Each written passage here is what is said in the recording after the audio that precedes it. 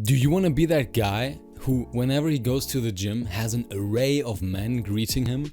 Do you want to be that guy that girls see and immediately connect with status once they see you working out? Well, I can tell you, simply by making friends in the gym, you will not become that guy. I can tell you that to become that guy, you have to improve yourself in many areas of your life. The good news is, I can help you with that. My name is Jonah and I help young men like you achieve a high quality and high status life through self-improvement. Now, the gym is a great way to start your self-improvement journey. The mental and physical aspect of lifting heavy shit and putting it back down on the ground as a guy is unmatched. But it can, contrary to what people say, also be a social place if you desire that. You can build a tribe of men and women who you see regularly, who you can also use as great accountability of regularly working out. Think about this. Would you be more likely to work out today if you knew you had a group of men in your gym waiting to see you? Smashing weights, improving themselves right now. They would be really happy to see you and would give you a sense of brotherhood and competition. I think you would. This will also give you a sense of accountability and competition because you want to maintain your image and want to keep improving. Because deep down I know you want to be the best under everyone at your gym. And the more confident you grow, the more you can achieve that. And having a social circle in the gym will make you more confident. Now honestly, this is not that hard to achieve.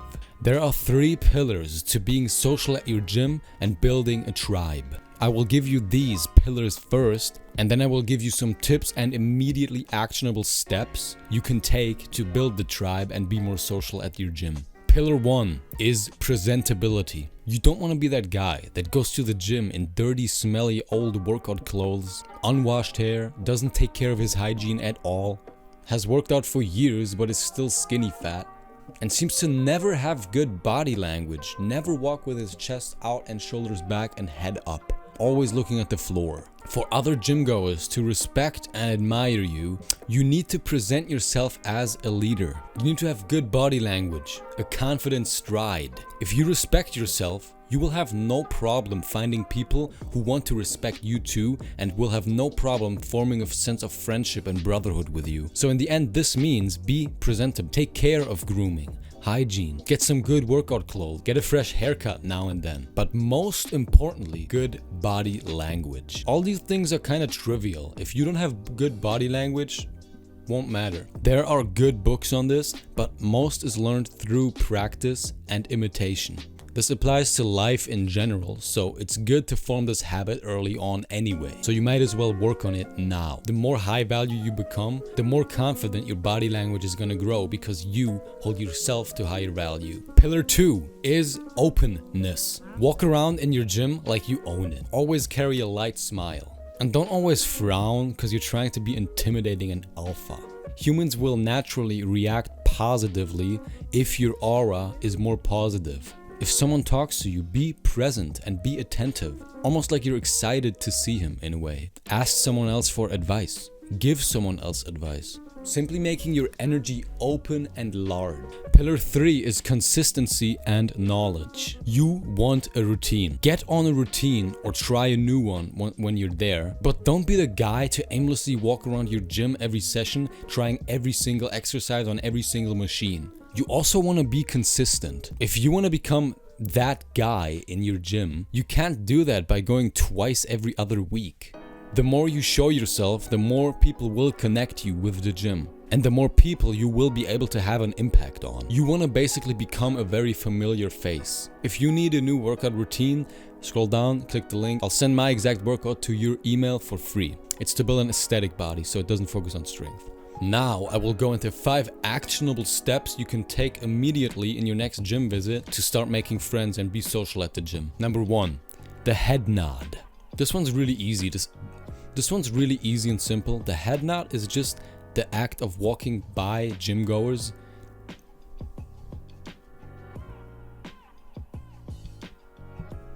The head nod is simply the act of walking through your gym with your head up, finding eye contact and nodding at people. It's a sign of respect and instantly makes you more likable and easier to be seen as social and friendly, so easier to be approached or to reciprocate an approach of you. Now, of course, you combine this by just walking through your gym in general, like between exercises or during sets. And don't overdo it and nod at every single person you see in the gym. Do the ones where you see some kind of reciprocation and the ones where you catch eyes with anyway. The best to add to this is to walk really confidently with your shoulders back and chest out, how you should anyway. Number 2, the spot. There are a couple of ways to do this one. You can either simply ask for a spot on your set or offer to spot someone who might not be comfortable asking. This ignites some social interaction and creates a sense of familiarity with each other. But in my opinion, the better way to do this is to jump straight into a set someone is doing if you're doing that exercise anyway. Don't go out of your way to do it just for the sake of it. But if it's convenient for you, then just ask if you can jump in for a set of the bench, for example. Now you're gonna be working out together for a few minutes. And here's the best part. Once you do your set, help the person change weights. People really like helpfulness and eagerness at the gym and will immediately connect you with that. This might be kind of cringe, but it also puts you in a little bit of a dominant position, so to say, because then you're doing something for them. And at the same time, you can save your own time by jumping in between sets of others. And you can build connections by providing value through spotting and pushing. You know, going like, come on, bro. Come on, man. You got it. One more. Like this kind of shit. If a dude does this to me in my gym, if he spots me and he has this type of pushing behavior, I fucking love it, man. I immediately want him to spot me again next time, right? So this goes back to the pillar of openness. Be open, be yourself, be confident, talk, you know.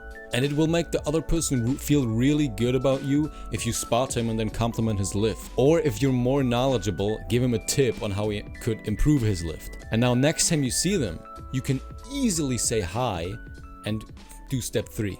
Step 3 is small talk about similar interests. You can do this cold, but it's way easier after already initiating step 1 and or 2 with people. Because by then it will be more normal and natural to see each other and say hi to each other anyway. You can even leave it at that, to say hi and stuff, but at some point if you want to advance it even more, maybe after a few days of saying hi, so it is even more natural, advance to asking them something. Keep this gym related at first, like their routine, how long they got left, what they're training today, their diet, how long they've been training, stuff that's fitness related. If you do this, you already formed a small friendship, right? As long as the other person is reciprocal, but you can figure that out. Now after that, you can also start having small convos about other topics, not necessarily fitness related. Again, as long as it's reciprocal. Like, for example, girls, self-improvement stuff, money, business. Even though the gym might not be the place for that because people are busy and people got shit to do, as long as you have some social awareness, it can be a great place.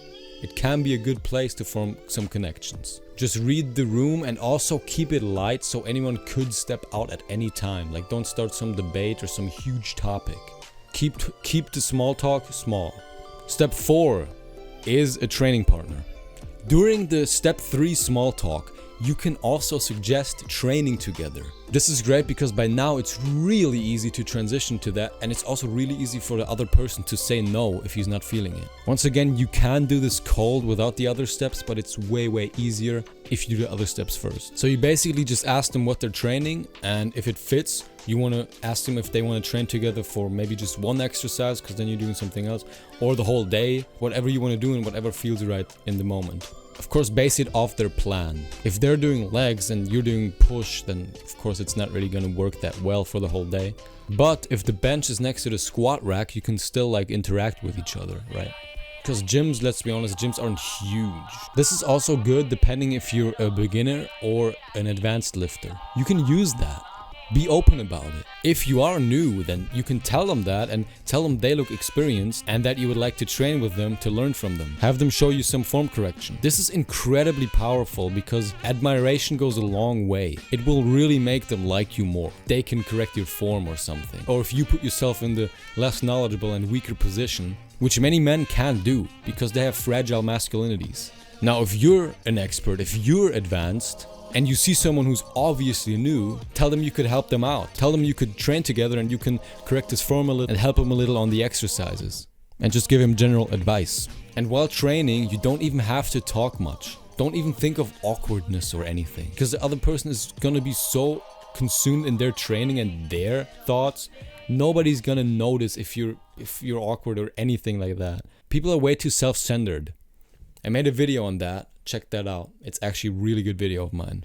I'm really proud of it. Yeah, just do whatever feels right. Make some small talk, make some big talk. Maybe spark a good conversation through similar interests. Spot each other, push each other. And honestly, many guys want the same thing you want. They want a gym buddy. They want a gym partner. So if you're the one to suggest it, most guys will be head over heels. They will be happy. They're gonna be thankful because they don't have the knowledge, so they don't know how to initiate this kind of stuff. And for the ones who don't, they'll just find some excuse and you'll sense that. And that's fine, you just move on. Now you will have a training buddy you can rely on. And this can either stay a gym friendship or move on to a true friendship outside the gym as well. Because it's really easy to go do something with your gym buddy after the gym. Because oftentimes you can end the workout at the same time and then just do something in the area, like go grab a bite to eat or something. And now imagine if you have 20 or 30 of these after a year of doing it. Opportunities through these connections will present themselves. Like being invited to weddings, parties, anything. Meeting other people through those people. And now whenever you go to the gym, you will be able to say hi to your tribe.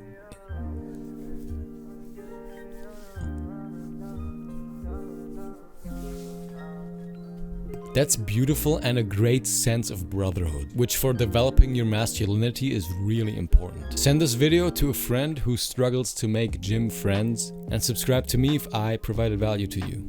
Take care.